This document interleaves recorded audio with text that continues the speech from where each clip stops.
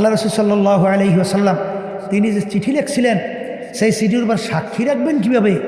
আল্লাহর হাবিবের আঙ্গুল মুবারকের মধ্যে আংটি মুবারক ছিল। ওই আংটি মুবারক দিয়ে আল্লাহ রাসূল সিল মারত।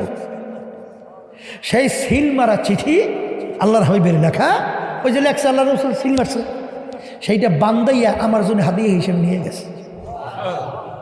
তা আমি দেখলাম আল্লাহ হাবিবের আংটির সিলটা কেমন। তাহলে আল্লাহ রসুল দস্তখত করতে জানতেন না। সেই আল্লাহ রসুলের উপরে 30 পারা কোরআনুল কারীম নাযিল হয়েছে।